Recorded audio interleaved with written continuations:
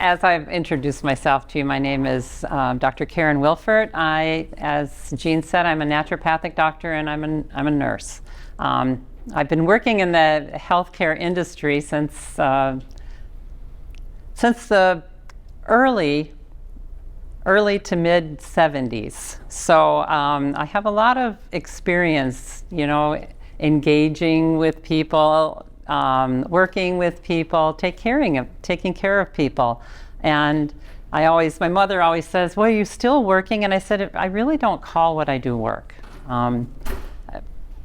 Most of what I do is something I would do anyway, I think. It's a passion of mine, and I believe it's a calling. I was a hospice nurse for years, and people say, oh, how can you do that job? And I'm like, it's not a job. If you take care of people in that way, it's really something that you're called to do. So this is just something that's a gift to me, to be able to speak with you and hopefully allow you to go away with maybe a tidbit or two that will enhance your life if caregiving is something you're doing, or it's something that a loved one of yours needs a little encouragement.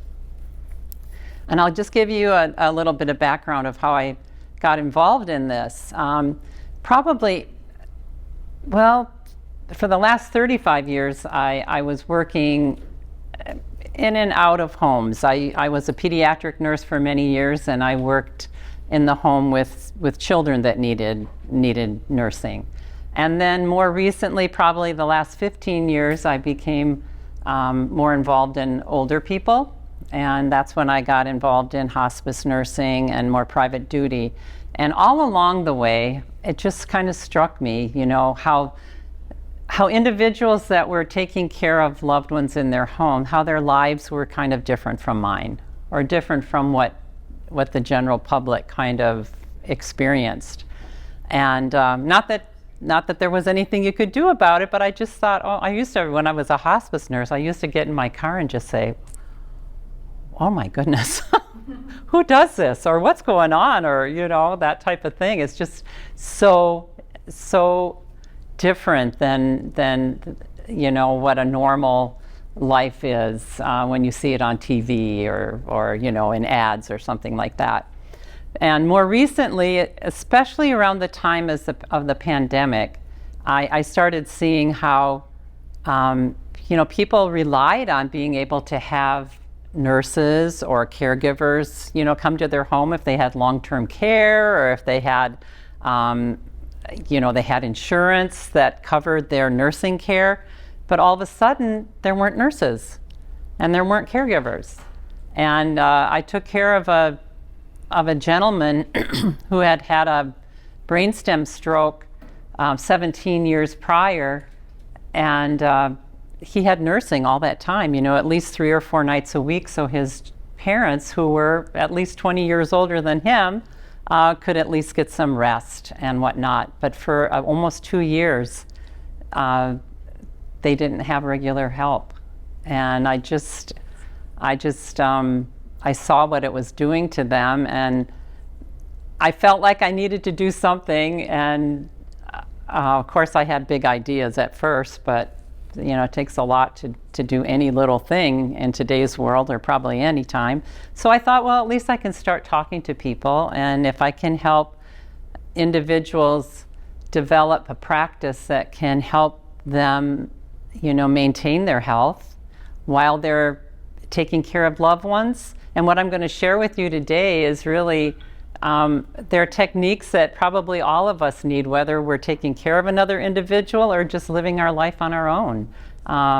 That's where my naturopathic insight came.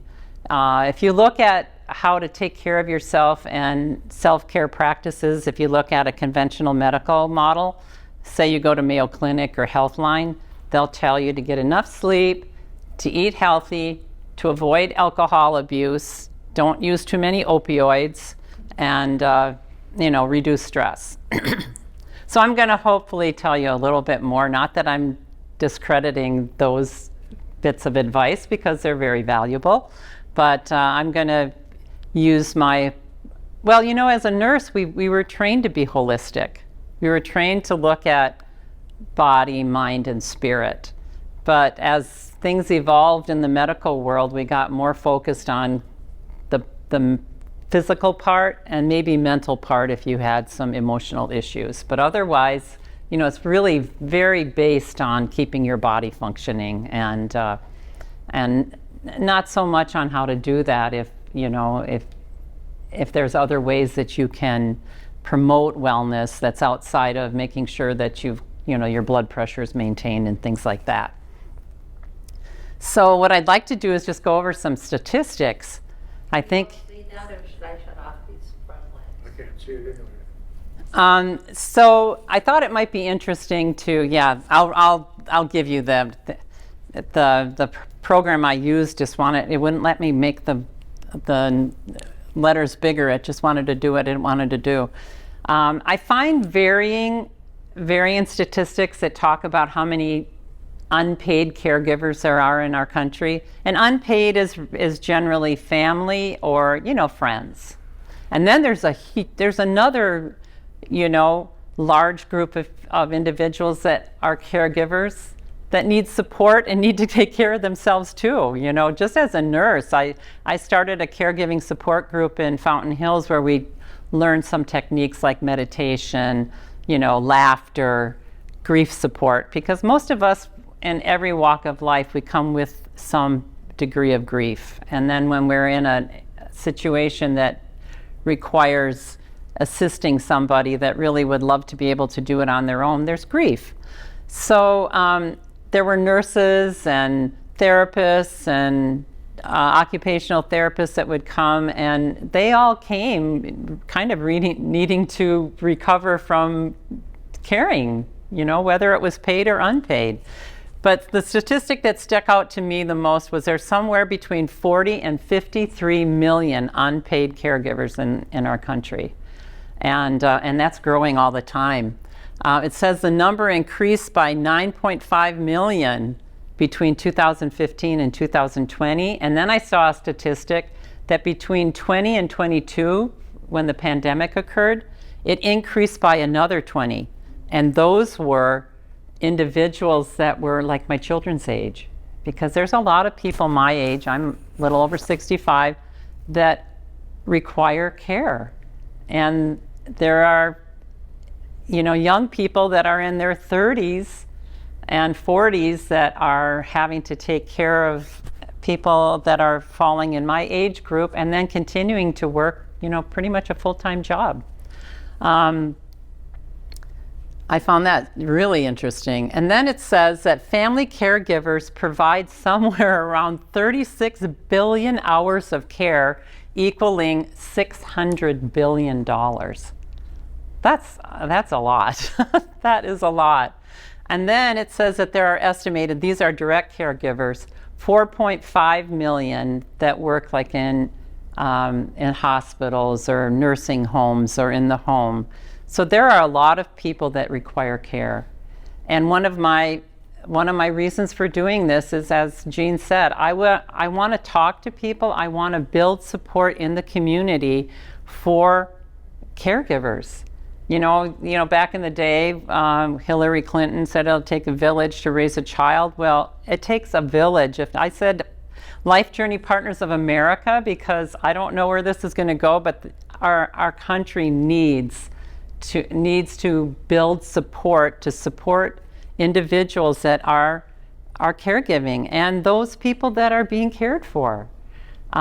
So I'm looking for solutions, not only to help support you that are being, that are in the home taking care of a loved one, or even if they're in a care facility, you're still a caregiver. Even if you live in Illinois and your loved one lives in Phoenix, and you're responsible for their care, say legally, that's a responsibility that does take some, stress and emotional support from a person. And then the turnover rate. They say the turnover rate in caregivers is like 77%. So say, like myself, I still work a little bit outside the home. And my mother requires care. I not only witnessed in the home, the need for caregiver support, but then God chose, I don't know that God chose to allow, God allowed me to become a caregiver, so I have firsthand experience. It's like when I was a pediatric nurse. Never could understand why the parents got so upset about stuff. And then I became a parent, and I'm like, oh, I get it. When I was first talking about caregiving issues, it came from a purely professional place. And then I became a caregiver. And a couple years ago, I was going to do keeping the Mary in a caregiver's Christmas. And so I was going to present it, and it happened about the time that I became a caregiver. And I was going over all these techniques, and I was like, oh my gosh, I'm not doing any of these. I was like shooting myself out of a cannon in the morning and trying to solve the world. I've got all this experience, I'll get this under control. Well, didn't work like that.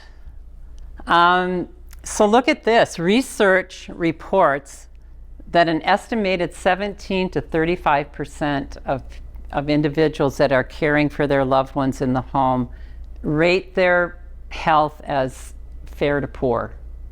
So that's over a third of those that's over a third of that. If we go on the low end, 40 million people that don't feel that they are in very good health. And 2 in 5 caregivers, and I can send, I think Jean has my PowerPoint, and I can put it in a handout, and not that I'm going to have you have a paper, but she can email it too if you'd like, because some of what I'm going to share might just go over your head, or you might not hear me, but I've got sources and whatnot, so what I'm going to share is kind of backed up with sources. 2 in 5 caregivers have at least 2 chronic illnesses, not all that they acquired since caregiving, but I attended a caregiver support group about a year ago, and one of the attendees had just lost her husband, and not soon after that, she was diagnosed with a pretty severe heart ailment, and then she broke her hip. And I'm not saying it all came from being a caregiver, but when you continue to do things and not put in place some of the practices that might maintain your health.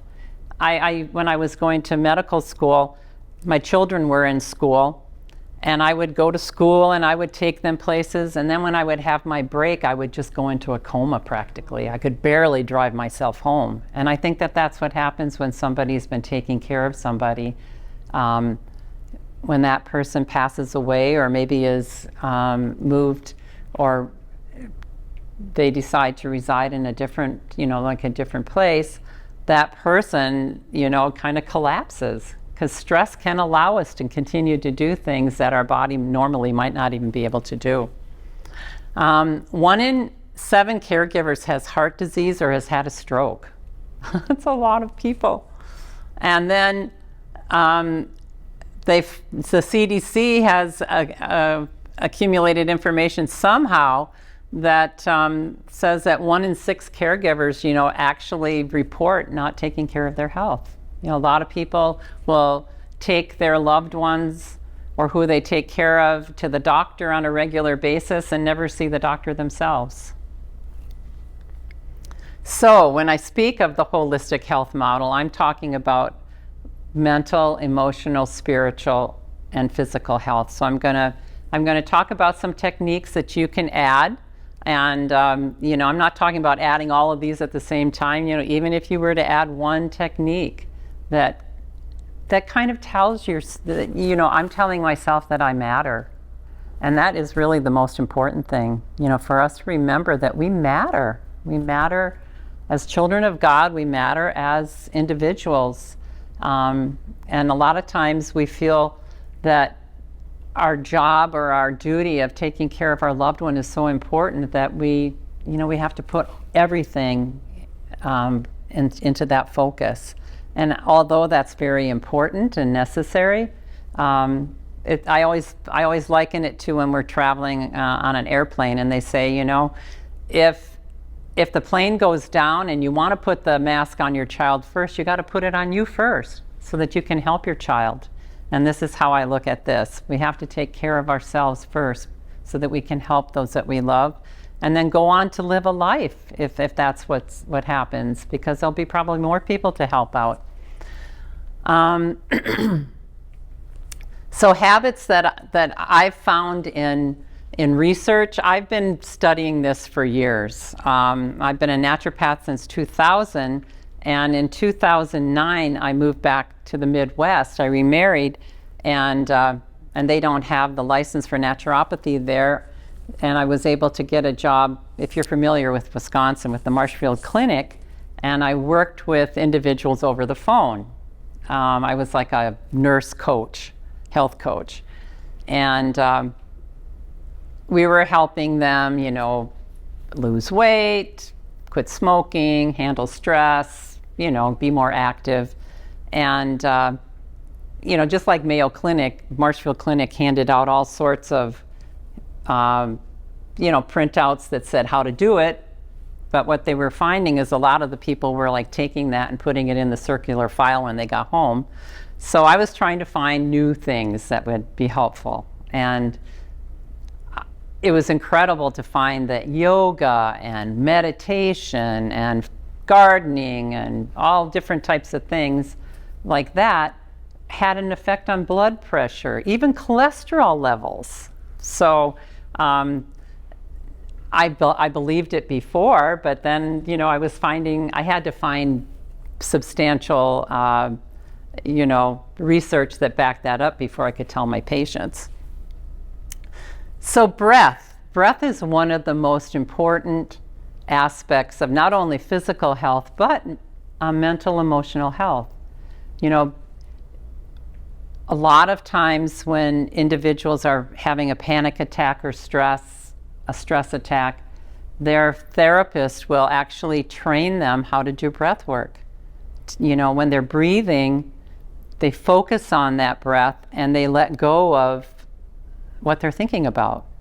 And that's what's important when you're under stress or when you're, you know, feeling anxious, is to find some way to intercept that reason for being anxious. So focusing on something other than the problem can really bring down that level of anxiety. One of the products online is called HeartMath, and this is a resource that's been used for over 20 years. One of my friends worked at Scottsdale Healthcare, and she said they were training the whole hospital probably about 15 years ago. And HeartMath guides you. It guides you with, you know, you watch as you're breathing. You watch like a little monkey bringing an acorn or something, and then you're breathing according to how it's going. And they found that, I did this with patients a couple of years ago in the clinic, they found that pain level is affected. People can sleep better. The stress level is maintained. Gratitude is something that's been studied for years. When I was at Marshfield Clinic, Berkeley got a $6 million grant to study gratitude and its effect on people's health. And what was found is that it decreased pain levels, it decreased blood pressure, it improved sleep and quality of life. So go figure. I'm going to go into a little more depth too. I just wanted to kind of give an overview. Maintaining relationships with family and friends. That is really important. One of the things they found, you're familiar with the Blue Zone project? Blue Zone is, it started out as a National Geographic study where they went to find out what was going on in those areas, like about 5 different areas in the world where people were living over 100. And what they found was, one of the things that was really crucial was having connections with other people. And a lot of times what happens when you become a caregiver is you no longer are involved in the social activities. A lot of times in families, not everybody's on the same page, so you're not communicating like you used to do, and people become, isolated. Joining an in-person or online caregiver support group, I found to be really helpful. I thought I knew it all. I know all about this. I know what you should do. And I went to a caregiver support group in person, and somebody talked about how my mother, she didn't think she needed somebody to stay with her, and then I'm getting ready to go. I say, Mom, I'm going to be going, so-and-so's going to be coming, and then we went through this whole rigmarole every time. I don't need anybody. I used to be a nurse. I took care of people and all this. And then one of the ladies said, just stick with the facts. Mom, I'm going to be leaving at 1:30. Lynn's coming. I'll be back at 4. And then we did stop going into this whole thing. Mom, no, because it doesn't seem to help, and then you go away feeling bad. Asking for help if needed and accepting it when offered. I think, how about if anybody's in the care, is that hard? I mean, I find it hard. People have offered, and I'm not good at saying okay. And then identifying your life's purpose outside of being a caregiver. This they have actually found. I follow a doctor that deals with a lot of chronic autoimmune issues and cancer. And what they're finding is working with people to find a reason for living that is there, that doesn't involve, either getting over their cancer diagnosis or taking care of somebody that's sick. Because what they found was after the person got better from cancer or the autoimmune issue or whatever, they didn't have a reason anymore. What's my reason for living if now I don't have that. We focus so much on the problem that we don't focus on why we're here. And then habits to enhance physical health, eating a nutritious diet, incorporating physical activity in our day.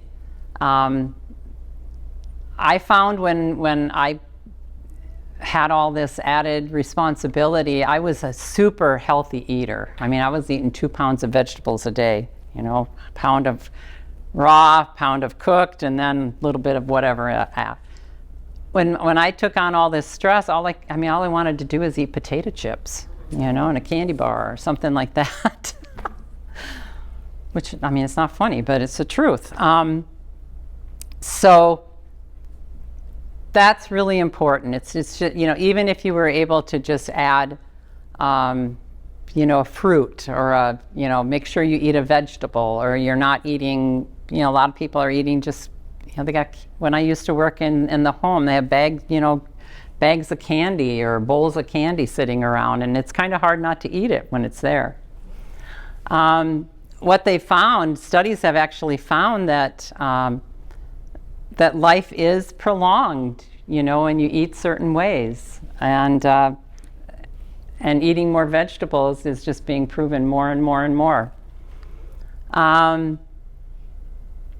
We were talking about physical activity. Yes, I thought I was physically active, and then I got myself a pedometer, and I was lucky if I got up to 2,000 steps. And recently, if you've read in the literature or even in the newspaper, they found out that they really just actually picked that 10,000 steps number out of the sky somewhere. It never was even proven. What they're finding now, especially in people that are 65 and older, 6,000 to 8,000 is a good target, and it's much more realistic. Because I was like walking around in circles. Even carrying weights. And then the most recent information is that if you even do a minute to 2 minutes of really intense, like say on the bike, or even walking in place, or with weights 3 times a day, it actually saw that people that did that had a lower lived longer than those that weren't doing anything. So I found that to be pretty, I mean, anybody can do that, even me. And then aiming to get 6 to 7. I have 6 to 7 hours of sleep. I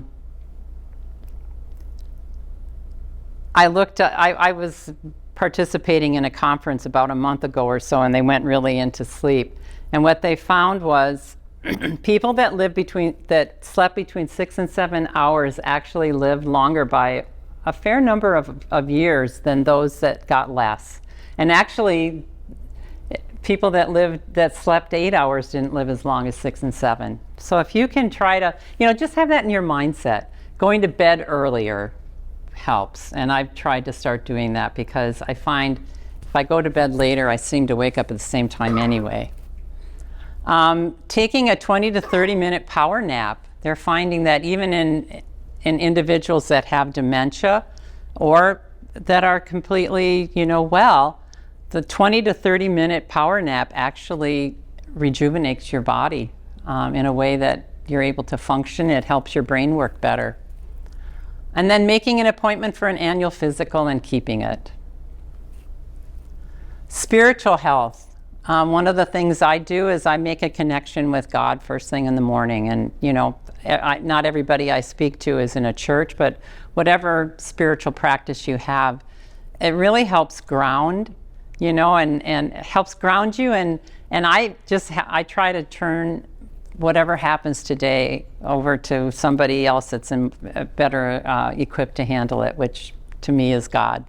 It takes the pressure off. For some reason, it allows me to take the pressure off and realize that I do have somebody I can count on. Prayer and meditation and mindfulness practice, there's a lot of literature, and I've got some of the resources there that show that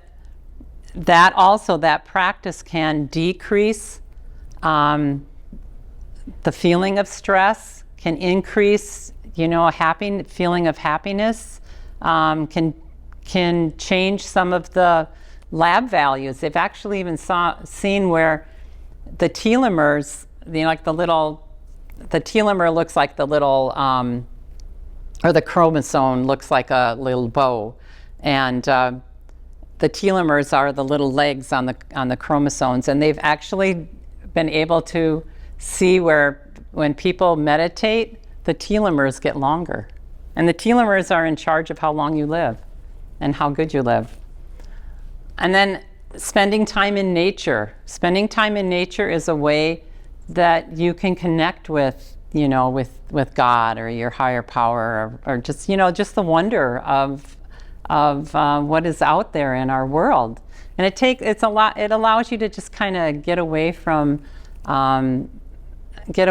your responsibilities and just, take a breath and enjoy the world that we live in. And asking the question, who am I? Who am I? A lot of people, what they're finding, a lot of people just never even sit down and think about who they are as an individual. When we're young, it doesn't matter because we're able to just kind of get up and do whatever we need to do. And if we don't have any emotional problems, we just keep going. But I found as you get older, it's not as easy to do things, and it's important to kind of connect with yourself. And as I said before, just really realize that we do matter. The studies that I was talking about earlier, in PubMed, they showed that people who ate less meat, and I actually practiced using the carnivore diet for a while, and I thought that was kind of fun, but after a while I was like, you know what? Not sure I can do this. And I listened to a podcast, with some experts, and some of the research more recently, they have maybe 5 to 10 years with people that are just eating more meat and whatnot, and some of the good outcomes. But the research on adding more vegetables and eating less meat is more prevalent. And if you go to the blue zone diet or the blue zone areas, all of those people had greater longevity. They lived over 100. Most of them ate primarily vegetables, legumes, fruit, some grains, and more limited amounts of meat and fish. A 2022 study was the one that I was talking to you earlier about, an age group between 40 and 69 that did those spurts of exercise. As I said, had greater longevity than those that weren't active at all. And then the practice of gratitude, I mentioned the study at Berkeley, and Berkeley, Harvard, they've all done studies on gratitude. And it's when I was teaching the heart math and the breathing exercise where you engage your heart.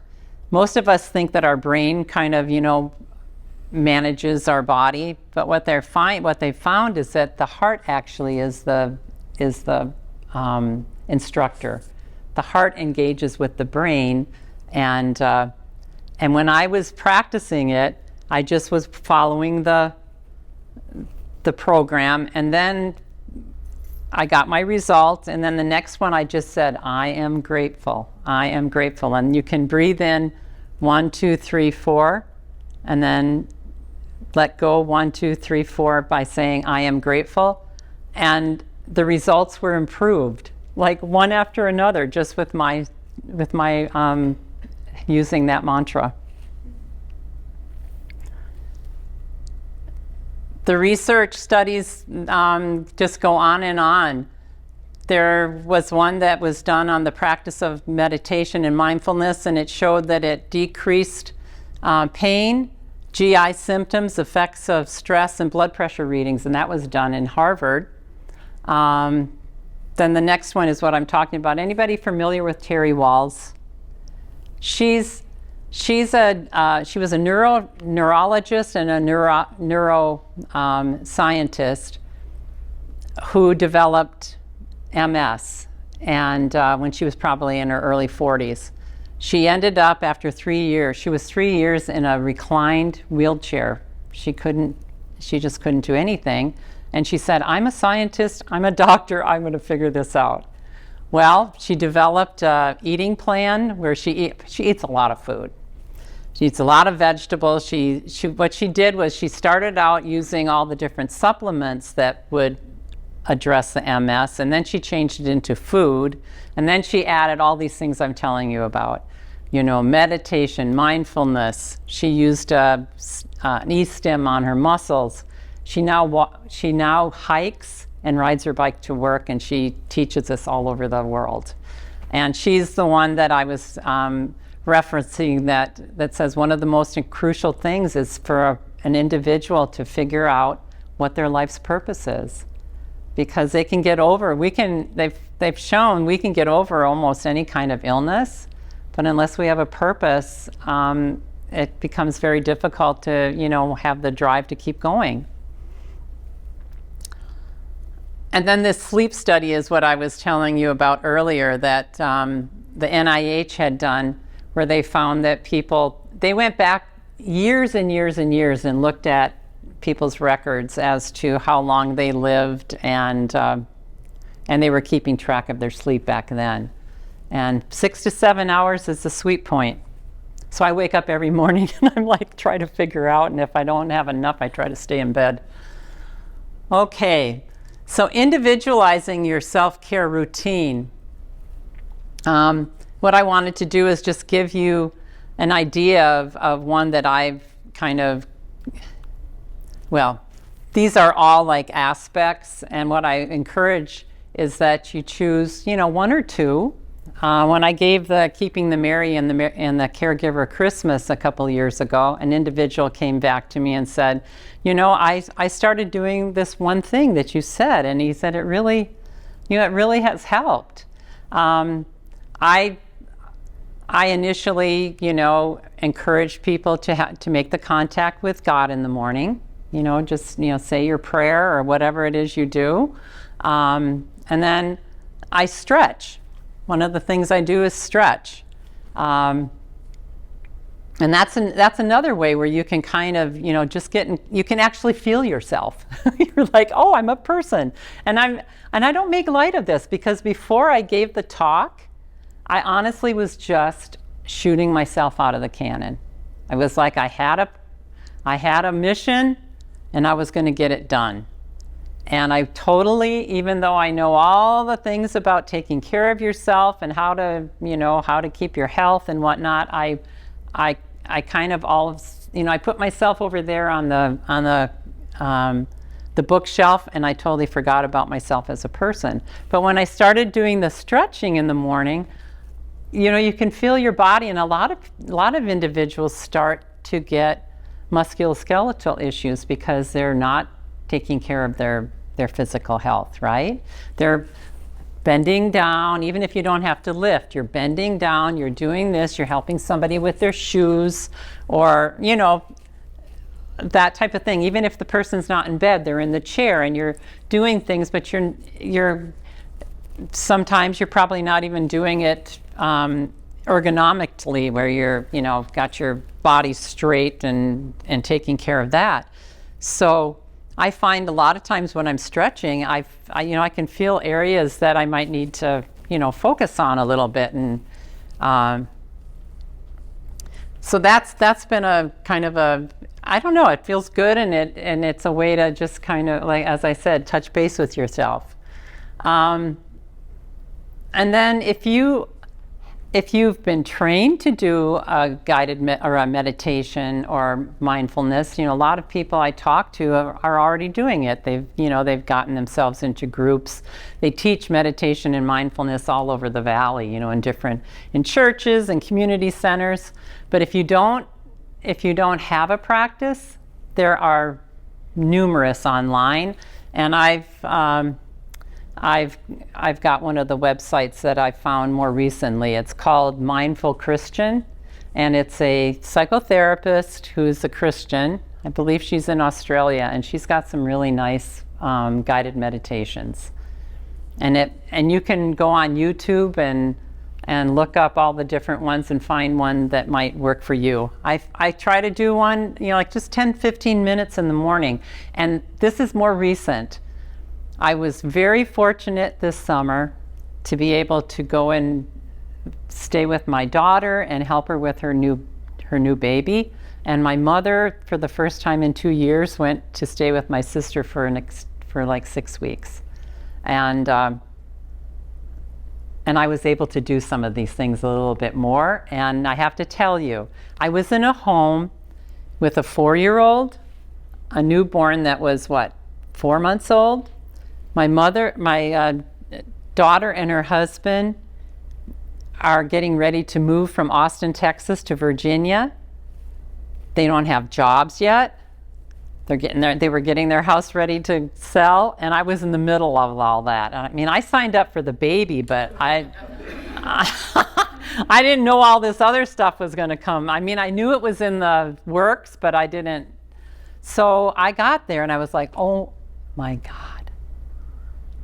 So I started doing this meditation. I found it was funny. I just participated in a naturopathic conference, and a young woman from the school where I graduated just sought me out. I was providing a therapy, and she said, oh, do you have is there a meditation with it? And I said, yeah. And then she told me about this experience she had, and she told me about where she was finding this meditation. So I listened to it, this gentleman, every day for that whole time. 5 weeks I was there. The first 2 weeks I thought, I'm never going to make it. And this is getting to be a lot. And then all of a sudden we went away for a few days. I came back, and then it was like 5 weeks was up, or 4 weeks came, and I was like, how did this happen? I was just kind of going with the flow. So I do think it helped. And then, so what I'm going to recommend is just, if one thing in there that you aren't doing right now seems like it's something that appeals to you, go ahead and highlight it in your mind. I really like this 2 to 3 physical exercise spurts, in a day. You know, I have one of those little bikes that sat on until my mother became needing my help, that bike just sat on our patio for, I swear, a good 9 years, right? We kept moving it around. And anyway, I started going on it. And so now I have it. And even just sitting watching TV and using, like maybe a 2-pound weight in each hand. Anything that gets your blood going and helps you feel that you're alive. Spending time in nature. Before the pandemic, I don't think I sat on my patio for years, in the morning and had a cup of coffee. So the pandemic, I know it was awful, but it gave me part of my life back. And honestly, taking care of my mother has given me back some of my life because I wasn't paying attention to me at all. I've been a caregiver for most of my life, and I had good health, but all of a sudden I thought, this may not last. And then including the fruits and vegetables, as I said, look at your diet, and adding fruit and vegetable, in any way you can, is going to be a positive. Limiting sugar, limiting alcohol.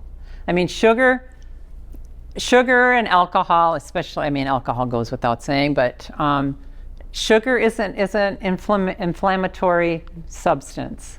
And they even found that individuals that suffer from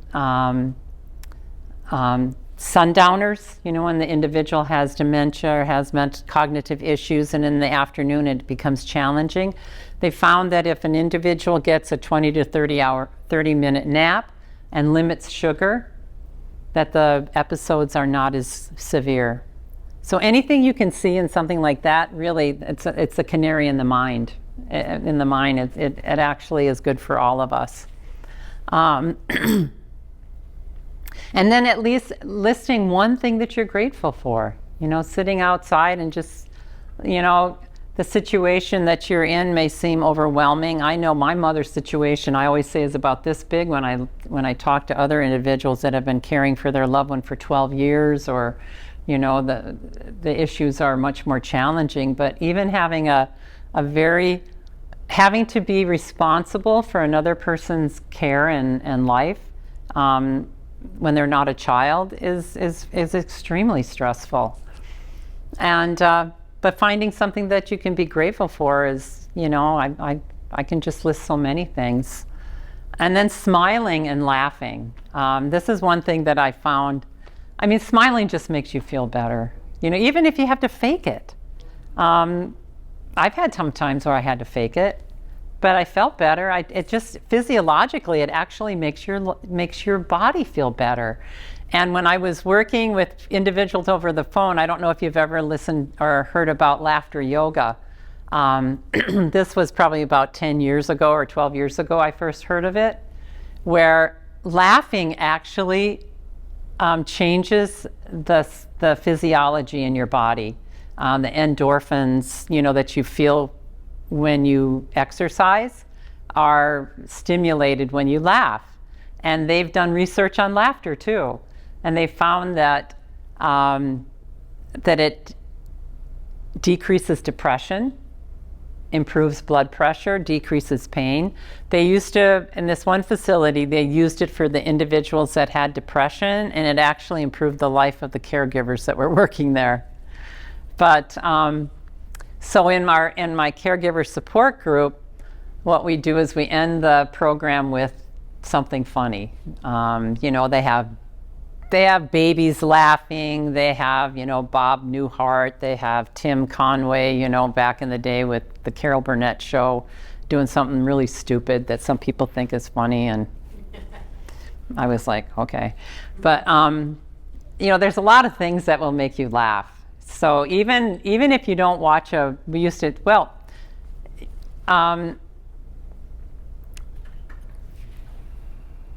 they've shown where, watching, I'm trying to think of the gentleman now, right now I can't think of his name. He had an autoimmune issue back in the 70s, ankylosing spondylosis. They didn't have the treatments that they have now. And he decided with his holistic doctor he was going to get vitamin C infusions and watch Charlie Chaplin movies. And if you called him, you could only call him and tell him a joke. He didn't want to talk about anything else. And he got better. He got better.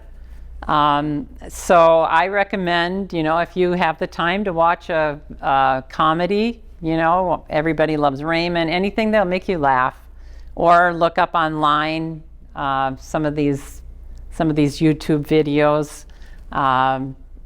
They even have laughter classes where people that have, support groups for cancer or something say, my name is so-and-so, I have this terrible disease, and everybody goes, laugh, laugh, laugh, laugh, laugh, and, and I can barely get out of bed, and they're all laughing. My group didn't think that was funny. They wanted to watch Bob Newhart and those. So, here are my resources. Facebook has a ton of caregiver support groups, and obviously you have to be diligent and look at, but most of them you have to ask to join, and they'll give you all the information as to who they are and if you want to join them. So if you can't get out to in person, I really recommend, if you're in that place of being a caregiver right now, to connect with, just to have somebody that you can go, oh yeah, I feel like that, or I agree. I joined one that's called Working Daughters. Wow, a lot of them have a lot more of an issue than I do. I read it and I always go, geez, I'm lucky. And then there's several guided meditations, as I said. The one that I found most recently was the Mindful Christian, and it's really nice. She has, it's all based on your relationship with God. The breath work, you can go on YouTube, or heartmath.com actually has the program that you can purchase. And as I said, they've used HeartMath for over 20 years to help people, especially that are going through really stressful situations, have anxiety. I even had that myself. I've never had depression and anxiety my whole life. And when I was initially in the space taking care of my mother and feeling like I had to solve everything, I woke up with a stomach ache every morning. I was like, I got to get on. And it wasn't the stomach ache because I ate something bad. It was just I had anxiety. And I'm here to tell you that utilizing some of these meditation, mindfulness, breathwork practices has really helped. Yeah, go to YouTube. You can find anything to laugh at. And then the Eat to Live program is the one I told you about, where I ate, I'm going back on it, a pound of raw vegetables, a pound of cooked vegetables, and then you eat, maybe 12 ounces of meat a week, and the rest of it is beans and legumes. They found out actually that the best diet for you is the one that works for you, the one that you feel comfortable with. And most people I've studied diet for at least over 20 years, and I still can't about 6 months ago I said, I don't know. I don't know. So, and that's it. So I gave you a ton of stuff, and I hope it was in a way that you could assimilate some of it. Is there anything that you would like to ask? I guess I could leave that up as far as resources. Anything that you'd like to ask? Anything? Any comments?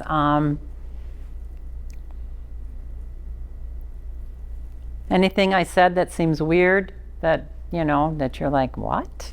Well, you mentioned about breathing the right way. What if you got CPAP? I got a CPAP.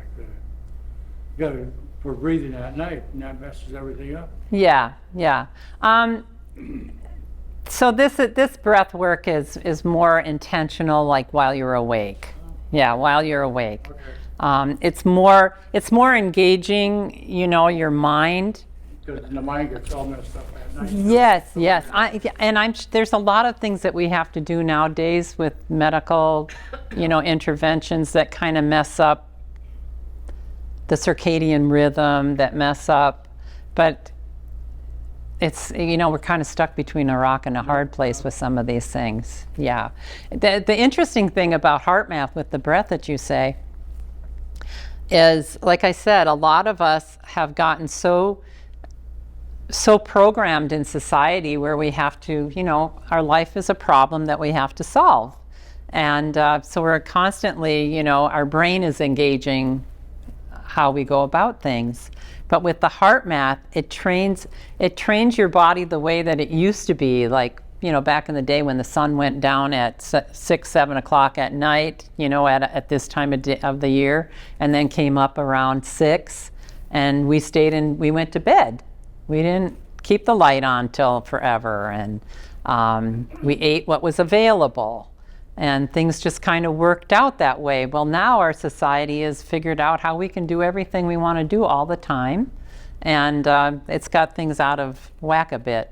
But the heart math actually, they call it entrain.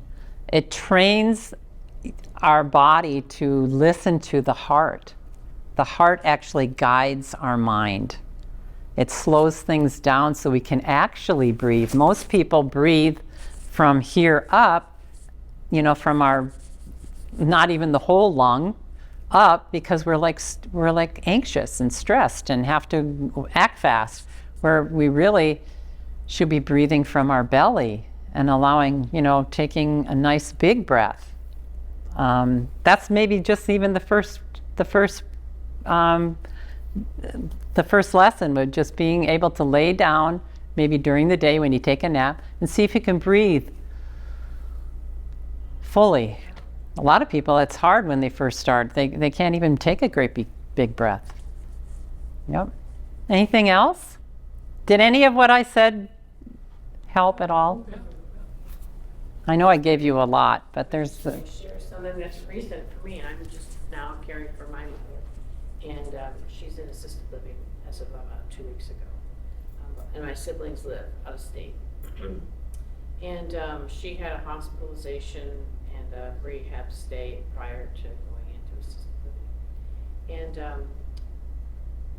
I'm not a medical person, so I'm kind of at the mercy of what people are telling us. Yes, yes. And they had her take melatonin in the hospital and then in rehab to help her sleep, melatonin attack. Yeah. And she just got more and more confused. We gave her, the UTI test, the pneumonia test, the dehydration test. Everything came back good. In fact, all the 30-year-olds are saying, I wish I had her numbers. And she's 92, and it just got worse and worse. And I don't know anything about it. When she went to assisted living, still on melatonin. And I said, what is this melatonin? She didn't take it before she went to the hospital. She's taking it now. She's gotten worse. What if we stop that? And so we did, and her confusion cleared up within a day and a half. And I'm just saying that because it's hard as a caregiver. I don't want to be the person second guessing the experts, because I don't know, but you also know the person. Yes. And somehow, I don't want to step on anybody's toes, but I also, want to question. You should be able to question some things too, and that I'm finding that hard because I was always raised to be, a polite Midwestern girl, and Yep. somebody's the doctor and I'm not, so I'm not going to say anything. So that's stressful for me. Right, it's got to be. And advocating is so important. Like you said, the person. It's just like when I was a pediatric nurse, we'd have our certain way of doing things. They'd say, yeah, but the mother said this. Well, that doesn't make sense. And then we always found out in the end, the mother was right. The mother said, don't do it this way. And we'd say, well, then we always do it this way. And then guess what? When I was an IV nurse, well, this is my only vein. I'm like, well, I have to look at all. This one looks better. Guess what? This is the vein. I've been using it for 20 years. Yeah, but I can find a better one. So good for you. I know it's very hard. Years ago when I was working with people with cancer, I don't know if do you remember any of you, Bernie Siegel? Bernie Siegel, he wrote books on the exceptional patient, those patients that should not have survived cancer but did, and he was trying to figure out why. And he said, one of the ways of, and please don't take this out of context and hold me to this completely, but one of the things he found is the patients were bad patients. They didn't always say, yes, doctor. They questioned. That's the way. You know, they questioned and they said, what about this? Because especially when he wrote those books in the 1990s, people or late 80s, people didn't question. Yeah. A lot of times the older people are afraid if they don't go along with the doctor, then if something really happened, the doctor wouldn't take care of them. So, good. Yeah. Well, my sister went to stay with my mother went to stay with my sister for 6 weeks. And I had talked to a doctor about maybe using a medicine, and we decided she's so tiny and we didn't know what would happen. But guess what? When she went with and I was always handling things, when she went with my sister, she needed to take her to the doctor and get her put on some medicine. And it seems like it helped. And I would have kept going, whoop, you know. She put her down for a nap, or didn't put her down. She recommended a nap, a short nap every day. And my mother was always resistant, but guess what? She's better. And I thought, how could she be better? My sister's not a medical person.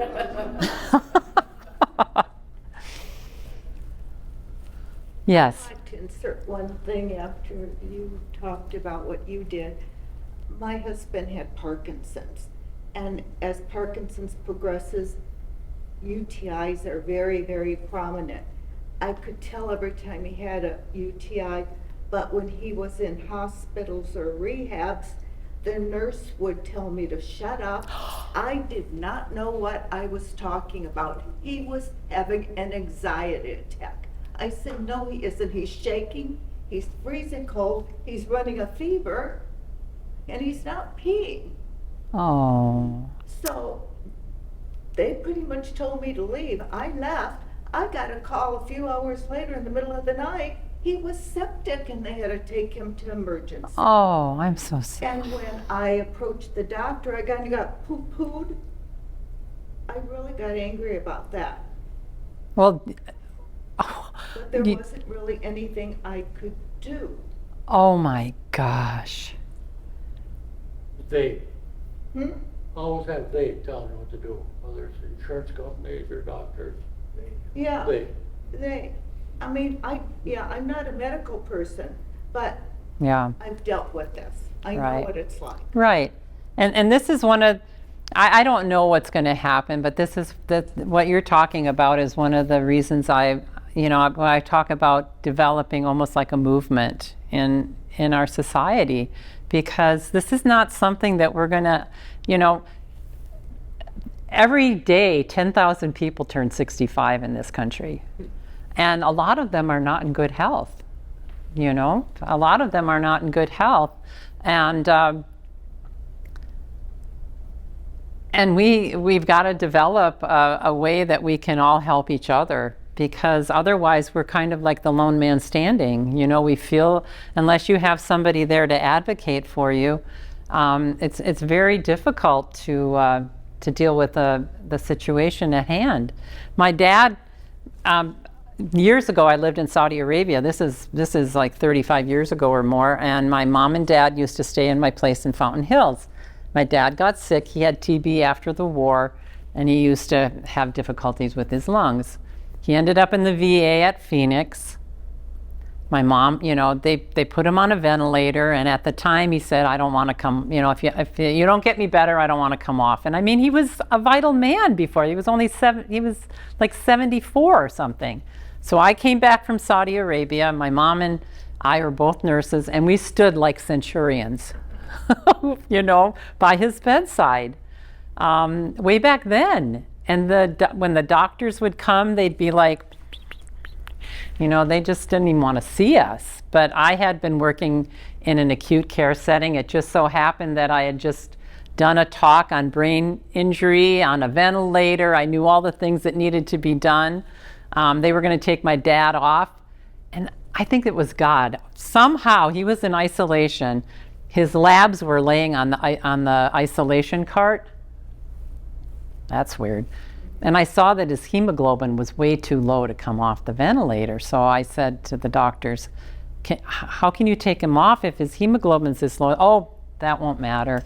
Yeah. So thankfully, the chief resident came in later, and I said to her what my findings were. So they gave him some blood, and then he got off, and he went on to live for a while. But I mean, I swear, they wanted to give him this medicine. My mom and I, don't put this on, don't advertise it. We were asking the nurse, what are his medicines he's getting? And then they were giving him a TB drug because he had TB back in 1950. So, and those drugs are hard on your system. So my mom and I are like, we're taking the medicine and I'm putting it in my pocket. My mother was a nurse trained in the 50s. She would never have done anything like that, but we didn't have any choice because nobody would listen to us. Exactly. And it's happening more now. Yes. So if we can, I'm just encouraging, like you're in a church or, like wherever I speak, my vision right now is just, we just really encourage those that need care and those that have a kind of a heart or a passion for that area, maybe forming some kind of group where we can at least, in Fountain Hills, we're going to start like a little visitation, where we go and make visits, as groups, like almost like Stephen Ministry, only like organized more as a group, where you go 2 by 2 or whatever, and just support those that are in their home, because a lot of caregivers can't get out. They can't get out, or they don't feel comfortable, even if they could.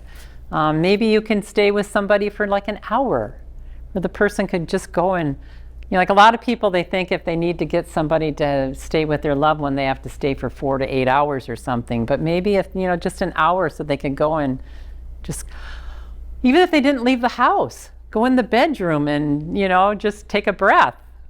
I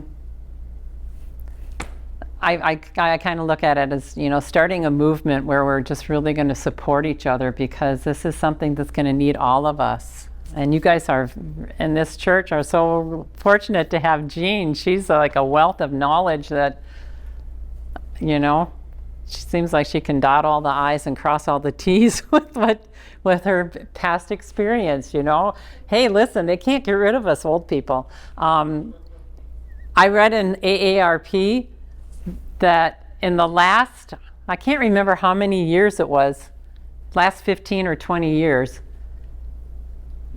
the people that are going back to work in the 65 and older group has grown by 117%. And then it said 75 and older the same. So we that have a lot of experience have a lot of experience. And if we can infuse and support and help those that don't have the experience feel like at least you have somebody, that can be there for you. Could you elaborate a little bit more on what you think about sugar in dementia and the sundowners? Because Yeah. my mother has always loved ice cream. Yeah. Loves sweets. But then there's other people that say, well, she loves it so much, she's liked it her whole life, just give it to her, she loves it. Yeah. But tell me more about that. So that's just something that when my mother started, so I was looking up something to guide me more recently, because my mother does the same, and I used to be like, oh, well, just give her a candy bar, or just give her, she likes this, or she likes, and I found that when I do that, she gets more difficult. So I looked up, I did some research, and I don't have the statistics specifically, but it said that sugar is one of those things that makes sundowners worse. So, I mean, I'm not saying don't have it at all, but maybe utilizing it a different time of the day and finding something. I'm trying to find some natural things that will be, like a fig or a prune or date or something that has some nutritional value to it and has some something like that. Maybe come look and see if you can find some treats, because like I said, I don't have sundowners, but if I eat too much sugar, I'm not so fun either. I'll tell you about the ice cream that she was talking about. Well, since my wife went in long-term care there, I don't buy ice cream or sweet stuff at home, and I lost 10 pounds. Yeah. I mean, and unfortunately what happens is instead of changing some of those things, our loved ones and those that are living in especially other places outside of our home are being medicated. They're being medicated for something that doesn't need to be. And but it takes effort. You know, now I'm getting my mom, they're finding that people that have sundowners do better if they get 2 to 3 hours of sunlight. Well, that's not hard to do here. And get that little nap. You know, I would rather let my mom sleep for 2 or 3 hours, but I have to go get her at 30 minutes, and she does better. And I'm using her as an example just because I'm you know, I have experience. Because almost anybody that's got some cognitive issues that's living in a place outside of their home is going to have some struggles. Initially, it's trying to find. Well, I feed my mother very nutritious food. My sister is like the standard American diet, and my mother's better, so I don't know. But she sat outside across from Lake Superior for 2 to 3 hours a day. So I think that trumped anything else they did. So if anyone wants the resource list, just let me know and I can email it to you or send it to you or give it to you or whatever. So just let me know. Uh-oh. Uh-oh. All right. Yeah, we're done. Thank you. Thank you so much.